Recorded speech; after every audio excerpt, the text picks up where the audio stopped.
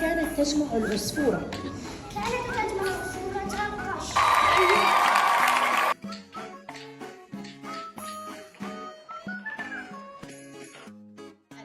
لماذا كانت العصفورة تبني العش؟ كانت تبني عشاء لتسكن فيه مع فراشها. حيو البطل.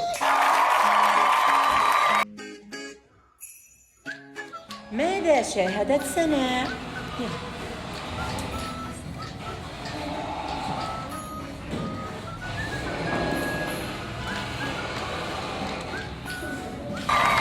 حيو.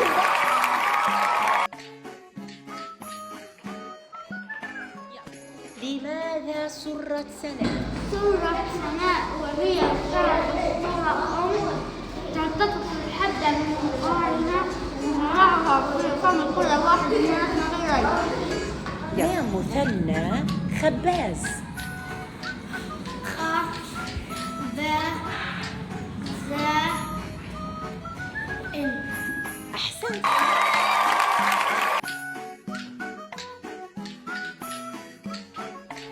ما نوع اللام في كلمة الساخن؟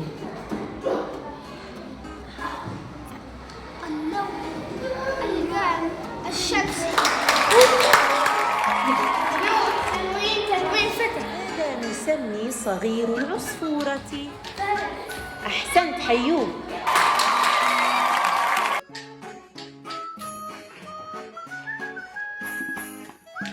ماذا راقبت سناء؟ راقبت سناء عصفورة تطير من مكان إلى آخر. رائع. أين باضت العصفورة؟ باضت العصفورة في العش. أحسنت.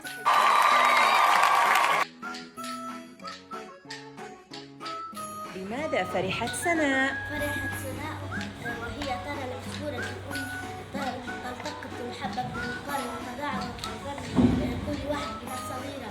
رائع. كيف تطعم العصفورة صغارها؟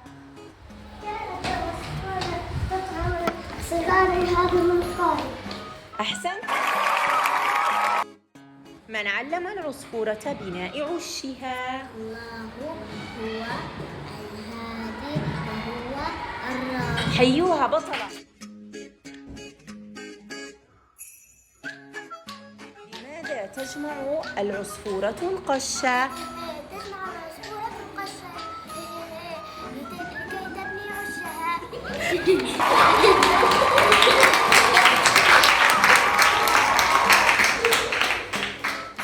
ما وظيفة الملك مالك؟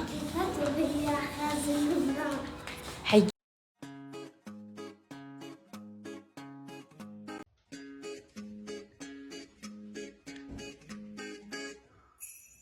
ما وظيفة الملك إسرافيل؟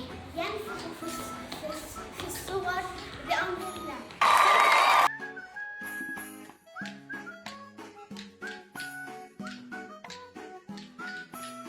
ما هي وظيفة الملك ميكائيل؟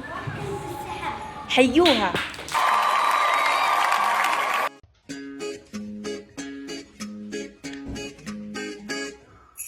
اذكري لي أسماء أخرى لليوم الآخر.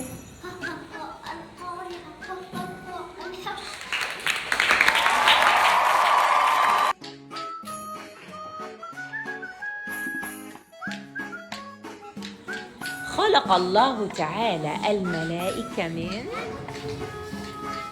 حي. ما اسم الملك الذي ينزل على الأنبياء والرسل بالوحي؟ الملك جبريل. أحسنت حيوة.